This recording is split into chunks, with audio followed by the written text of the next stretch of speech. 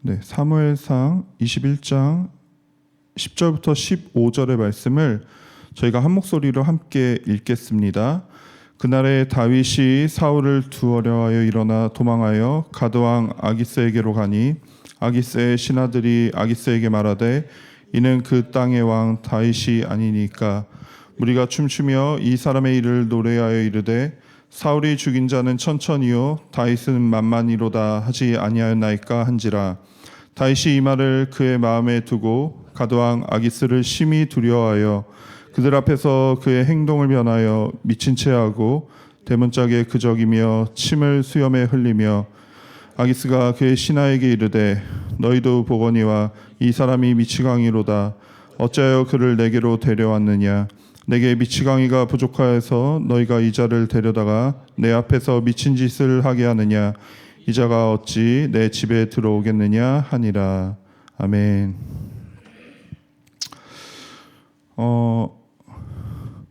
제가 신앙생활을 하면서 제 안에 자연스럽게 생긴 질문이 참 여러 가지가 있는데 그 중에 한 가지가 이런 거였습니다. 복음은 축복이고 복음은 생명이라고 배웠는데 이상하게 저의 경우를 봐도 그렇고 주변의 경우를 봐도 그렇고 우리의 삶이 평안하고 풍요로울 때는 하나님과 멀어지고 우리의 삶이 고난과 환난 가운데 있을 때는 하나님과 가까워지는 것 같더라고요. 다 알다시피 저희 교회가 한 분 한 분 우리 성도님들이 너무 귀하잖아요. 너무나 귀하고 그 존재 자체도 너무나 귀하시지만 이제 제가 너무 은혜를 받는 부분은 한 분 한 분이 하나님 앞에서 은혜를 받고 하나님과 가까워지고 친밀해지는 그 과정들을 저희 교회가 작은 교회이기 때문에 굉장히 가까이에서 이렇게 밀도 있게 함께 경험할 수 있는 그 축복을 우리가 누리고 있는데 참 그 놀랍도록 은혜롭고 굉장히 신비롭단 말이에요. 그래서 너무 큰 은혜가 되기도 하지만 동시에 마찬가지로 이해가 되지 않는 부분이 역시나 있는 거죠. 그게 뭐냐면 어느 한 사람도 빠짐없이 모두가 크고 작은 환난과 고난이라는 그 과정을 거치시면서 그럼에도 불구하고 하나님께서 나를 사랑하시고 또 내 삶에 대한 어떤 선하신 뜻을 가지고 계시다라는 걸 우리가 발견해 나가면서 그분과의 관계들이 더 가까워지고 그분을 알아감에 있어서 그냥 누구한테 들어서 하는 게 아니라 내 경험에서 하는 그 지식이 우리 가운데 막 채워지고 있는데 근데 제 안에 왜 하필이면 우리의 삶이 좀 풍요롭고 자유롭고 평안하고 기쁘고 행복할 때 동시에 하나님의 이 친밀함과 그 은혜를 같이 누리면 좋을 텐데 왜 꼭 어디가 아프고 뭐가 잘못되고 계획이 틀어지고 뭐가 망하고 힘들어지고 예측하지 못했던 환난과 고난이 우리의 삶 가운데 닥칠 때 그때 이 하나님의 사랑과 그분의 계획하심과 섭리를 왜 그때만 우리가 누릴 수 있는 걸까? 라는 생각이 제 안에 있더라고요. 그러니까 제가 이제 신앙이 너무 연약해서 믿음이 연약해서 그럴 수도 있지만 보이는 현상은 그렇다는 거죠. 그 괴리감 때문에 참 제 안에 의문이 참 많았습니다. 우리 성도님들 보시면은 내가 진짜 주님을 만났습니다. 막 은혜 가운데 있습니다라고 묻는 인생의 지점이 예외 없이 굉장히 무너진 지점, 낮아진 지점, 아팠던 지점이잖아요. 그러니까 우리가 이제 우리 교회의 가장 중요한 가치, 우리가 삶으로 예배하자. 삶으로 하나님께 영광을 돌리고 우리의 삶이 사역이 되게 하자. 막 그런 얘기를 하는데 그러니까 이런 가치를 외쳐도 우리 가운데 괴로움과 힘듦이 있는 이유는 현실과 신앙적 이상의 괴리감 때문이죠.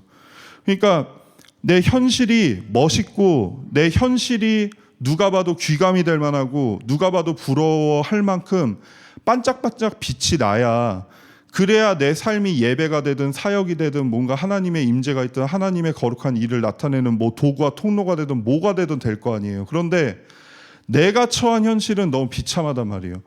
뭐가 안 돼요. 생각대로 안 굴러가요. 힘들단 말이에요. 어렵단 말이에요. 그러니까 하루하루 사는 게 힘든 이 현실 가운데서 무슨 예배고 무슨 사역이냐는 거죠. 하나님을 찬양하는 삶, 하나님을 기뻐하는 삶, 이게 너무 멋있는데 근데 너무 버거운 거예요, 동시에. 왜냐하면 나는 그렇게 안 되는 것 같으니까.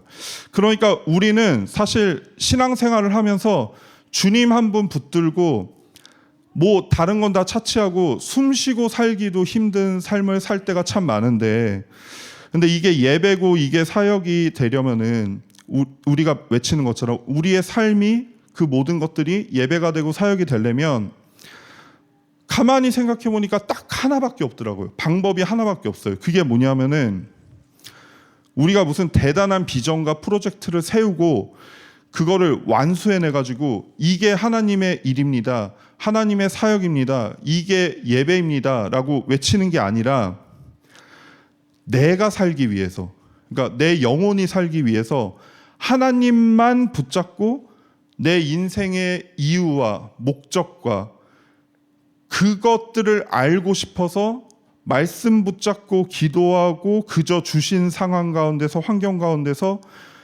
주님만 붙잡으려고 어떻게든 선택하고 어떻게든 결단하고 막 넘어지고 깨지고 그래도 일어서고 포기하지 않고 그렇게 했더니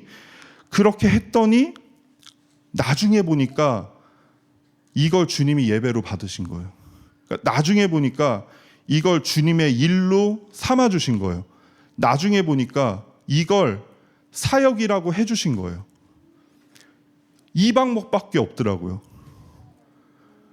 만약에 이 방법이 아니잖아요. 그러면은 사역과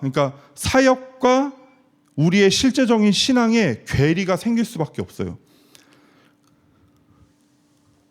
세상 일처럼 일은 일이고 퇴근하면 그냥 그 일과 완전 단절돼 가지고, 그러니까 사역은 사역이고 나의 실제 신앙은 신앙, 그냥 이렇게 살 수밖에 없는 거죠. 그래서 우리의 삶이 예배가 되게 합시다, 우리의 삶이 하나님의 일이 되게 합시다라고 아무리 외쳐도요, 그러면 어떻게 해요? 이런 모습으로 살아야 됩니다, 이런 것들을 이루어야 됩니다, 이렇게 살아야 됩니다라는 어떤 목적과 비전과 어떤 미션들을 가지고 하면은 우리의 삶의 현실은 그렇지 않은데 그 괴리감 때문에 힘들고 좌절하고 또 때로는 순간적인 성공처럼 보이는 그러한 인생을 살 수는 있을지라도 언젠가 무너지는 지점에서 또 좌절하고 스스로에게 실망하고 이럴 수밖에 없다는 거죠. 이 모순을 없애기 위해서, 이 괴리감을 없애기 위해서 뭐 교회 뭐 비전 발표회나 뭐 훈련이나 막 이런 거 할 때는 마치 믿음이 있는 것처럼 살고 그게 끝나면 다시 이제 다 끝났다 해서 현실로 돌아가지고 신앙이든 말씀이든 기도든 아무 상관없는 그냥 나의 삶을 살고, 이런 걸 없애기 위해서, 이런 모순적 신앙을 없애기 위해서, 그래서 처음부터 우리가 의도하지 않았지만 저희 교회에 비전이 없고 미션이 없잖아요. 다른 교회에 비해서 아예 전무하거든요. 왜냐하면 교회의 비전과 미션을 수행할 때만 내 믿음을 사용하고 막 하나님 찾고 말씀 찾고 기도 찾고가 아니라, 저희 교회가 10명이면 10가지의 상황을 하나님이 허락하실 거 아니에요. 각자의 삶 가운데 100명이면 100가지 상황 다 다르단 말이에요. 말씀을 똑같이 들어도 적용되는 적용점이 다르고 그 말씀이 내 삶 가운데 녹아들어서 하나님의 뜻이 이루어지는 그 모습들이 다 다르단 말이에요. 그러면 다양한 환경 속에서 하나님이 각자에게 연출해 주시고 부여해 주신 삶의 모습과 모양이 있단 말이에요. 그 삶의 모습과 모양 가운데 우리가 믿음으로 나아가야 될 상황들, 나름대로 우리 믿음으로 받은 말씀으로 기도하면서 나아가 보고, 우리의 평범해 보이는 그 일상 가운데 하나님이 숨겨두신 순종해야 되는 영역들 가지고 우리가 한번 싸워보고 막 치열하게 분투해보고, 그리고 진짜 그 일상 가운데 말씀과 기도로 주님만 붙들고 한번 나아가는 그러한 믿음의 삶을 우리가 직접 살아보는 거죠. 그게 진짜 우리의 예배고 진짜 우리의 사역이고 그게 하나님을 알아 그분의 일을 하는 것이다 라는 가치를 우리 가운데 가지고 있는 거죠. 그러니까 환난 중에도 그게 예배가 되고 그게 사역이 될 수 있는 거예요. 왜냐하면 하나님께서 그 자체, 그 가운데 숨겨두신 금은보화가 있는 거거든요. 모든 상황 가운데 하나님이 숨겨두신 은혜가 있습니다. 그거는 우리가 간구하면은 다 발견할 수 있는 은혜들이에요. 그 은혜들을 하나하나 차곡차곡 파가지고 그 은혜를 통하여 주님과의 그 친밀함과 그 교제를 온전히 누리는 거. 그래서 우리가 말씀이 그냥 말씀으로만 끝나는 게 아니라 그 말씀이 실제가 돼가지고 진짜 하나님은 그러신 분이시다라는 거 우리가 경험하는 거. 이게 하나님의 일이고 이게 예배거든요. 그러니까 이 가치를 가지고 우리가 살아가는 건데, 그러니까 아무 보잘것없는 막 집안 청소나 뭐 빨래나 막 설거지 하면서도 하나님께 예배를 드릴 수 있고 하나님의 일을 할 수가 있는 거예요. 아무도 집중하지 않는 그곳에서 나름대로 혼자 최선을 다하면서 출퇴근하면서의 그 치열함, 막 혼자 새벽에 아무도 안 보는 데서 막 일을 해 나가시면서 하나님 주신 그 하루하루의 그 자리에서 주님을 생각하면서 그 힘듦을 견뎌내고, 내 주변에 막 포진해 있는 그 진짜 마음에 안 드는 사람, 사랑하지 못할 만한 사람들 하나님 주신 말씀 때문에 사랑해보고, 막 이런 치열함들을 가지고 우리가 주님을 예배하고 주님을 찬양하는 거죠. 그러니까 화려해 보이는 사역의 무대가 아니라 아무도 안 보는 보잘것 없어 보이는 그곳에서 내게 주신 관계 속에서 순종하려고 하고, 내게 주신 환경 속에서 순종하려고 하고, 그게 너무나 가치 있고 의미 있는 시간이다. 주님이 이 시간을 허락하신 이유와 목적을 나중에 알게 하셨을 때 하나님께 영광을 돌릴 수밖에 없는, 그러니까 우리가 예배가 되게 하고 막 하나님의 일이 되게 하자라고 했을 때 형편없는 내 삶이 그래서 괴리감이 느껴지는 게 아니라, 형편없는 내 삶 가운데 이래서 내 삶 가운데 이러한 걸 허락하셨구나, 이것을 통해서 내게 이걸 알게 하시려고 그랬구나 해서 하나님께 영광을 돌리게 되고요. 그러니까 사람들이 사실 궁금해하는 건 이거래요. 어떻게 하면 위대한 믿음의 신앙인이 될 수 있을까가 궁금한 게 아니라요, 어떻게 그 자리에서 그렇게 버틸 수 있느냐가 너무 궁금하다는 거예요. 어떻게 그 자리에서 그렇게 믿음을 지킬 수 있느냐, 그러니까 내 존재감이 없어지는 그 자리에서 어떻게 신앙을 지키고 믿음을 지켰냐, 이게 너무 궁금하다는 거예요. 내가 사랑할 수 없는 자를 어떻게 사랑했고 어떻게 사랑하려고 지금 몸부림치고 있느냐, 이게 궁금하다는 거예요. 어떻게 죄와 싸웠고 지금 죄와 싸우기 위해서 어떻게 하고 있느냐, 하나님의 말씀이 실제가 되기 위해서 어떻게 순종하려고 하고 있고 그 순종의 과정을 어떻게 치열하게 하고 있느냐, 그게 너무 궁금하다는 거예요. 그런데 이거에 대한 우리의 어떤 정확한 정답이 아니라 이거에 대한 나눔과 교제와 논의는요, 이 삶을 살고 있는 교회만 할 수 있는 거잖아요. 남들이 주목하는 자리에서만 사역하는 사람들은 절대 해줄 수 없는 거죠. 영광의 무대에서만 하나님을 예배하는 사람들은 절대 할 수가 없는 거죠. 이게 믿음의 실제니까요. 우리 더보기 전해야 될 복음의 가치가 이런 거라는 말입니다.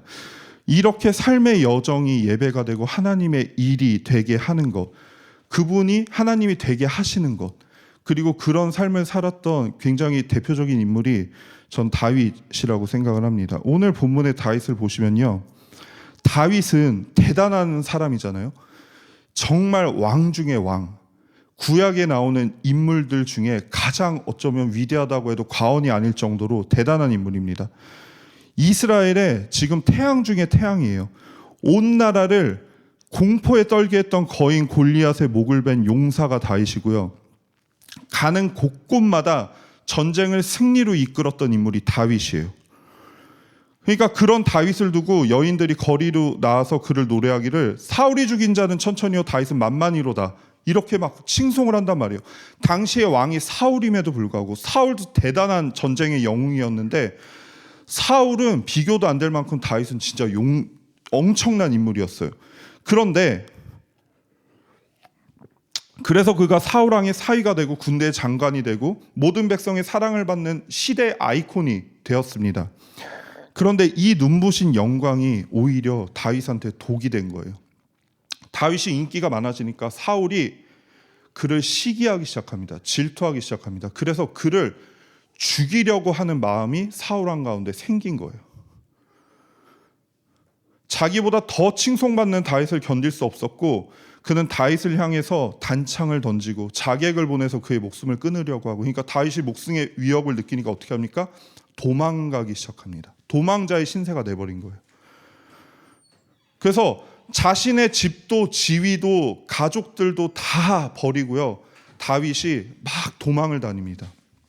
근데 오늘 읽지는 않았지만 21장 앞부분에서 도망자 신세가 된 다윗이 제사장들의 땅 노브로 향하는 장면이 나옵니다. 근데 그가 얼마나 급하게 도망왔는지 먹을 것도 챙기지 않고 무장도 하지 않고 그냥 도망을 온 거예요. 그래서 그 제사장 앞에 가가지고 아히멜렉한테 지금 내가 왕의 비밀 임무를 수행 중이니 나에게 먹을 음식을 달라. 그래서 빵을 얻어 먹어요. 그리고 다윗이 또 뭘 요구하냐면요, 쓸만한 칼이 있느냐라고 물어본단 말이에요.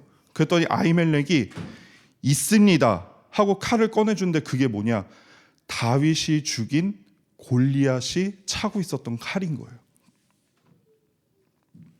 근데 여기서 아주 기가 막힌 장면이 나옵니다. 이스라엘 백성들을 수십, 수백, 수천, 수만을 죽였던 그 칼이잖아요. 이 세상 권세의 상징이고 강자의 상징. 하지만 그 칼을 믿고 나왔던 골리앗은 만군의 여호와의 이름으로 나왔던 다윗한테 죽었습니다.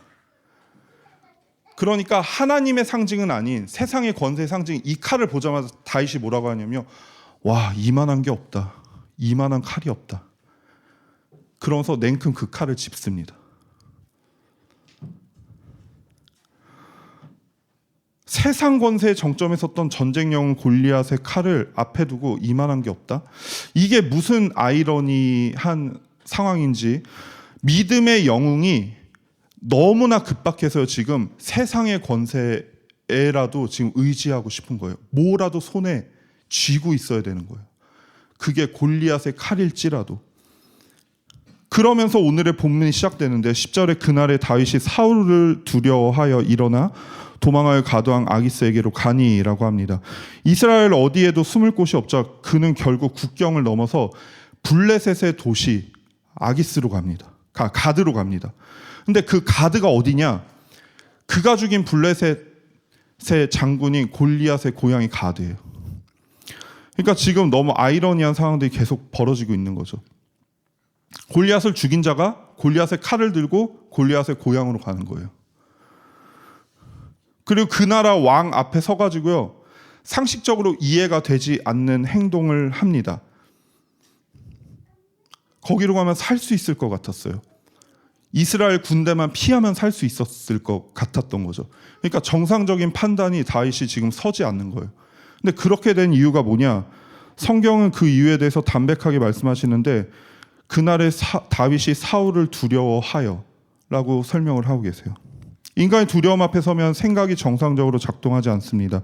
두려움은 사람을 비이성적으로 만들고, 두려움은 사람을 엉뚱한 방향으로 흐르게 만듭니다. 그래서 가장 먼저 다윗 안에 일어났던 본능이 회피예요. 빨리 이 상황을 벗어나야겠다. 저 사람을 벗어나야, 두려워하는 사울 왕 앞에서 내가 빨리 멀어져야겠다 라고 선택한 곳이 원수 같은 블레셋으로 온 거예요. 이게 말이 안 되잖아요. 그래서 이스라엘 군대가 쉽게 쫓아올 수 없는 가드로 일단은 도망을 쳤는데, 그런데 가드 왕 아기스의 신하들이요, 다윗을 알아보는 거예요. 알아볼 수밖에 없겠죠. 너무나 큰 유명한 인물이었으니까. 그리고 다윗을 칭송하던 노래를 불러주는데요, 사울이 죽인 자는 천천히요 다윗은 만만히로다. 이 노래를 불러주는 거예요. 그럼 뭐예요? 다윗이 죽인 자 만만이 누구예요? 블레셋 사람들, 군인들을 만 명이나 죽였다는 거예요. 그 이상이나 죽였다는 거죠. 그렇게 많이 죽였다는 거죠. 근데 저는 이 장면을 보면서 와, 이거 진짜 굉장히 아이러니하다라는 생각을 했습니다. 왜냐하면 사울이 죽인 자가 천천히요 다윗을 죽인 자가 만만히로다라는 이 노래는요, 다윗의 인생의 탄탄대로를 깔아줄 것만 같은 그런 영광의 노래잖아요. 칭송의 노래잖아요. 다윗의 가치를 가장 높이 올려주는 노래잖아요. 그런데 그 찬양이요, 그 대중들의 찬양이 사실은 다윗의 목을 죄는 올무가 돼버린 거예요. 이 찬양 때문에 사울이 다윗을 시기 질투하기 시작하거든요. 백성들이 나보다 다윗을 더 좋아하네. 그리고 사울의 질투를 사서 죽음의 문턱까지 내몰렸던 다윗이 이제는 그 찬양 때문에 아기스 앞에서 자기의 정체가 탄로나는 거예요. 사울이 죽냐 천천히요, 다윗이 죽냐 만만이다, 거기 다윗 아닙니까? 라고요. 게다가 다윗이 가드로 들어갈 때 손에 들었던 게 뭡니까? 골리앗의 칼이죠. 그에게 과거의 승리의 전유물이자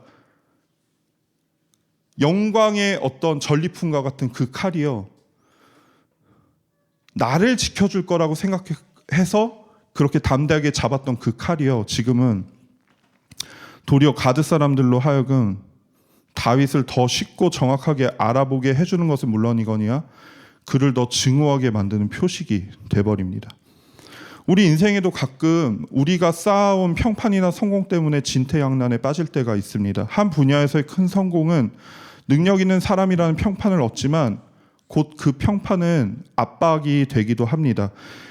왜냐하면 사람들은 항상 같은 성과를 기대하기 때문에 성공에도 본전이고 실패하면 역시 운이었네 라고 조롱하는 게 세상이잖아요.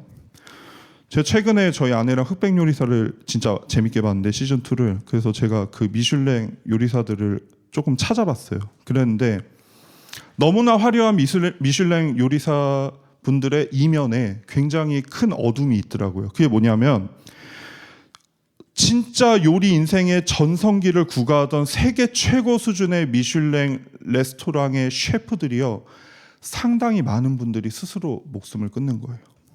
그 이유는 뭐냐? 업적에 대한 압박감 때문에. 미슐랭 3스타를 받은 셰프가요, 내가 다시 받을 수 있을까? 이것 때문에 평가 전날 그냥 목을 맵니다. 3스타 받았던 셰프가요, 2스타를 받고요, 그 실망감 때문에 목을 맵니다. 차라리 안 받았으면, 차라리 성공하지 않았으면, 차라리 유명해지지 않았으면 그럼 살았을 텐데. 근데 그 성공 때문에, 그 명예 때문에, 그 칭송 때문에 그들이 죽어버리는 거예요. 그들이 생전에 듣던 수식어들이 참 화려합니다. 전 세계 선정 1,000개 레스토랑 중 1위 셰프 누구누구, 프랑스가 낳은 천재 요리사 누구누구, 미국 요리계의 연금술사 누구누구, 온갖 화려한 미사여구를요 다 그들의 이름 앞에 갖다 붙여요. 근데 그들이 그 미사여구 때문에 죽었어요. 그들에게 성공은 족쇄였고 죽음이었습니다. 우리 신앙에도 마찬가지죠. 참 믿음이 좋으십니다. 때로는 이게 우리에게 족쇄가 돼서요, 우리가 연약해질 때, 우리가 죄 가운데 무너질 때, 우리가 힘들 때요, 이걸 누구한테 말할 수가 없는 거예요. 그러면 저 사람이 나 믿음이 연약하게 생각하는 거 아니야? 나 믿음 좋다고 평판이 이렇게 허다한데 나에 대한 평가가, 나에 대한 신뢰도가 떨어지는 거 아니야? 그래서 가면을 쓰고 신앙생활을 하기 일수인 사람들이 정말 많단 말이에요. 이렇게 됐을 때 한 가지 방법밖에 없습니다. 뭐죠? 나를 막 살게 하고 나를 존재감 있게 이 땅 가운데 의미 있는 삶을 살 수 있게 해준다라고 믿던 그 수식어들 다 내던져버리는 거죠. 다 버려버리는 거예요. 하나도 남김없이. 다윗이 지금 그걸 하고 있는 거예요. 다윗이요, 살기 위해서 이스라엘의 영웅의 자리를 버리고요, 기름 부은 자의 신분도 포기하고요, 적국으로 도망을 나왔어요. 그런데 그 도망 나온 자리에서 다윗이 여전히 자신을 찬양했던 세간의 그 미사여구 때문에 목숨의 위협을 여전히 받고 있는 거예요. 사람들이 만들어준 어떤 명성과 평판은 내가 원할 때 붙였다가 내가 원할 때 뗐다가 할 수 있는 게 아니구나. 이거 내 컨트롤 하에 있는 게 아니구나. 그걸 깨달은 그가요, 사람들이 나를 높여줄 때는 그게 축복처럼 느껴지기도 하지만 그 평판이 한 번 만들어지고 나면 어느 순간 나를 가두는 감옥이 되기도 하는구나. 그래서 다윗이 가드왕 아기스가 심히 두려웠습니다. 똑같아요. 왜요? 죽을까 봐. 가드왕이 자기를 죽일까 봐. 그래서 거기에서 정말 밑바닥까지 간 다윗이, 적국까지 간 다윗이 더 아래로 내려갑니다. 13절에 그들 앞에서 그의 행동을 변하여 미친 채 하고 대문짝에 그저기 거리며 침을 수염에 흘리매, 이렇게 말씀하세요. 그러니까 한마디로 다윗이 살고 싶어서 미친 척 연기를 하는 거예요. 나 미쳤습니다 하면서 막 대문을 막 손톱으로 긁고요, 자기 수염에 질질 막 침을 흘리고요, 막 이러면서 다니는 거예요. 아니, 다윗이 누굽니까? 이스라엘의 그 차기 왕이, 기름 부은 자가, 하나님께 기름 부은 자가, 나가기만 하면 모든 전쟁을 다 승리로 이끌었던 그 전쟁 영웅이요, 지금 적국의 왕 앞에서 살겠다고, 목숨 한번 부지해 보겠다고 미친 척하고 있는, 침을 질질 흘리고 있는, 그 수모와 그 모욕의 모습을 당하는 게 아니라 스스로 하고 있단 말이에요. 고대 근동에서 수염은 남자의 명예와 인격을 상징합니다. 그러니까 수염에 침을 흘린다는 것은 자신의 모든 인격과 모든 존엄을요, 땅바닥에 내버리는 것과 마찬가지인 거예요. 이 비참한 현실 앞에서 다윗을 본 아기스 왕과 사람들은 그를 진짜 미치광이로 인식하고 당장 쫓아냅니다. 미치지 않고서 다윗이 그럴 리가 없거든요. 근데 당시에 정신병자 미치광이를요, 법적으로 처벌하는 경우가 없었다고 합니다. 왜냐하면 정신 이상자는요, 그때 당시에 사람들은 그 이유를 저 사람은 신이 버린 자구나, 그렇게 생각을 했대요. 그래서 신이 버린 자를 함부로 건드렸다가 우리말로 재수 온 붙으면 안 되니까, 그래서 건들지도 않았다고 합니다. 그러니까 다윗이 자비를 베풀어서 그래 내가 너를 살려줄게가 아니라, 인생 중에 재수도 너처럼 없는 애는 없으니 더 이상 한 공간에 단 1초도 있기 싫으니까 나가버려라 라고 한 거죠. 저는 이 사건을 단순히 다윗의 연약함이 나타나는 몇 번의 사건 중 하나로 사실 기억하고 있었습니다. 다윗도 사람이구나. 그래서 목숨을 걸고 여호와의 이름으로 상대도 안 되는 골리앗 앞에 나와가지고 싸웠던 그 다윗이 때로는 살고 싶어서 체면이건 뭐건 간에 다 내려놓고 적국의 왕 앞에서 조아리는, 미친 척 연기까지 하는, 이렇게 인간은 연약하구나, 이렇게 이해를 하고 있었어요. 그런데 얼마 전에 이 말씀을 읽으면서 근데 과연 그게 다일까? 정말 인간은 이렇게 연약하구나, 그리고 끝나도 되는 문제일까? 라는 생각을 했습니다. 그리고 묵상을 했습니다. 다윗은 지금 공식적으로 세상에서 신에게 버림받은 자가 됐습니다. 세상의 눈으로 보기에 모든 것을 잃은 자입니다. 그리고 실제로 그렇습니다. 인생의 밑바닥까지 갈 때 그가 보인 행동은 미친 짓이었습니다. 그런데 이 미친 짓이요, 히브리어로 할랄이에요. 할랄. 원래 이 할랄이 가지고 있는 뜻이요, 미쳤다라는 뜻 말고요, 밝게 빛나다, 떠들썩하게 자랑하다라는 뜻도 가지고 있습니다. 그리고 또 한 가지 가장 놀라운 뜻이 있는데 그게 뭐냐면 찬양하다입니다. 어떻게 미친 짓과 찬양하다가 어떻게 같은 단어일 수 있을까요? 여기에 복음의 신비가 숨겨져 있습니다. 왜냐하면 찬양의 본질은요, 하나님을 높이는 거잖아요. 하나님을 높인다는 건 곧 나를 낮춘다는 거죠. 그러므로 찬양의 본질은 철저한 자기 부인입니다. 내 체면, 내 계산, 내 의지 완전히 내려놓지 않으면요, 하나님 한 분만을 예배하고 하나님 한 분만을 찬양한다라는 건 불가능해요. 여기에 우리 인생의 가장 아이러니한 은혜의 지점이 숨어 있는 겁니다. 앞서 말씀드린 것처럼 왜 우리는 고난의 지점에서 하나님을 만나는 경우가 이렇게 많은 걸까? 왜 환난의 때가 돼서야 비로소 하나님을 깊게 만나야 하는가? 왜냐하면요, 내가 스스로 자처해서 자기 부인을 한 건 아니지만 그 고난과 환경 가운데 우리가요, 자기 부인을 당하게 돼 있어요. 내 생각대로 하나도 안 되거든요. 내 계획대로 하나도 되지 않아요. 내 의지대로, 내 결단대로, 내 감정대로 모든 게 다 out of control이에요. 그때 우리 모든 걸 다 내려놓게 되죠. 때론 그래서 너무나 내려놔서 죽고 싶은 마음까지 들기도 합니다. 텅 비어버리니까요. 그런데 그 지점에서 우리가 또 뭘 보게 되냐면요, 하나님을 가리고 있던 내 자아가요 산산조각 나니까 그때 하나님이 보이기 시작하는 거예요. 아이러니하게도요, 고난과 환난으로 넘어지고 쓰러진 그 고통의 자리가요, 사실은 하나님을 더 선명하게 보기에 가장 좋은 자리였던 겁니다. 내가 시퍼렇게 살아있을 때는 온전히 하나님을 바라볼 수가 없었어요. 내 자아가 살아서 내 인생을 주도하고 있는데 하나님의 주인 되심, 그분의 말씀에 순종하면 이게 무슨 말이에요, 그죠? 기분 좋을 때는 하는 척은 할 수 있죠. 근데 온전히 그분께서 주인 되신다? 그건 할 수가 없는 거예요. 왜? 내 자아가 시퍼렇게 살아있거든요. 할 수 있는데 왜 안 해? 하지만 고난과 환난의 시기에는 내가 아무리 발버둥 쳐도 벗어날 수 없습니다. 바뀌지 않는 현실 가운데 내가 가진 모든 것을 포기당한 상태여도요, 그런 상태여도 주님 앞에 나아가면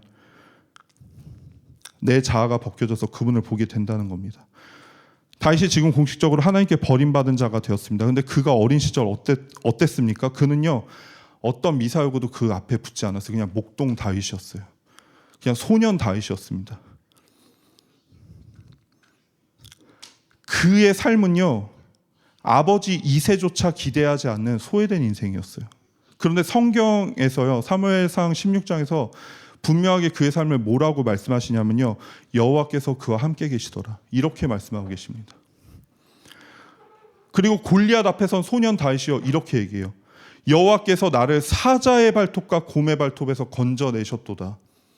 양을 치면서 사자를 만나고 곰이 양을 물어가잖아요. 그러면 그 소년이, 그 어린 아이가 막 쫓아가지고요, 사자 입을 벌려가지고 양을 끄집어내고 막 그랬대요. 그게 가당키나 합니까? 아무도 집중하지 않은 그 필드에서 그는요, 하나님이 주시는 힘으로 그것들을 감당하고 하나님과 동행을 하고 있었던 거예요. 그걸 성경이 증명하고 계신 거예요.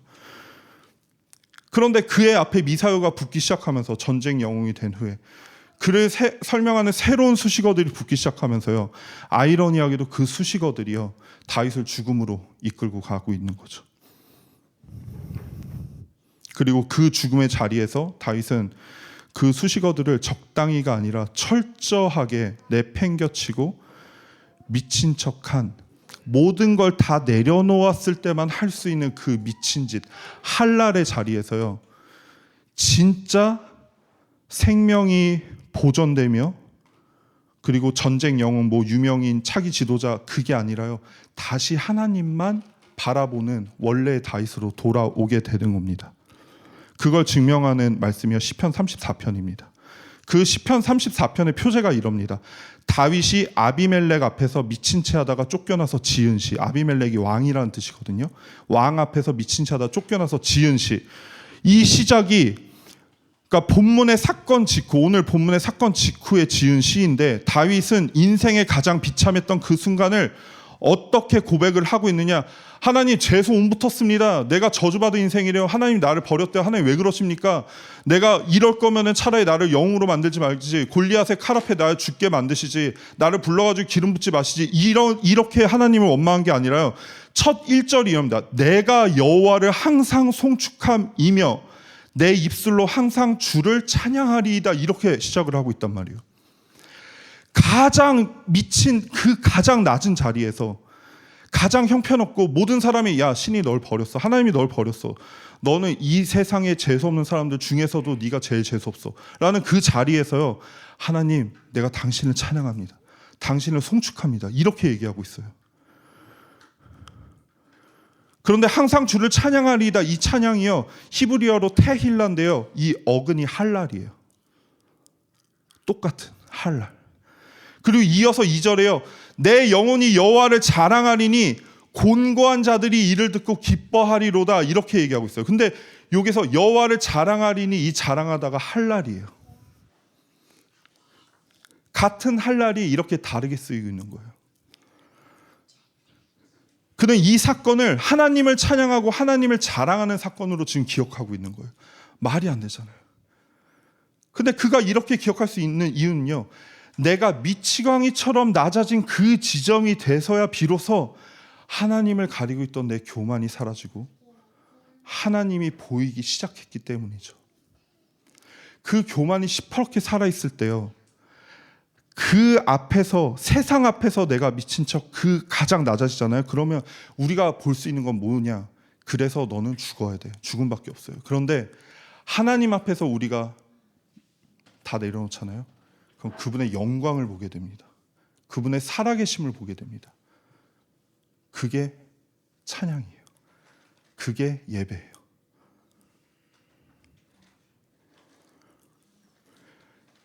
내 신분과 체면, 심지어 인간으로서의 존엄까지 포기당한 그 할랄의 자리가 하나님을 찬양하는 할랄의 자리로 바뀌어버립니다. 하나님, 내가 당신을 잊어버리고 있었군요. 너무 잘 나가다 보니까 내 힘인 줄 알았나 봐요. 내 건 줄 알았나 봐요.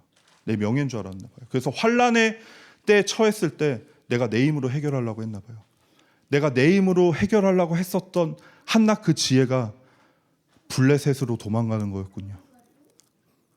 골리앗의 칼을 들고. 그것도 안 되니까 저는 저를 놔버렸군요. 그냥 죽어라 하고. 저에겐 생명이었군요. 저에게 희망이었군요. 소망이었군요. 그런데 당신이 보입니다.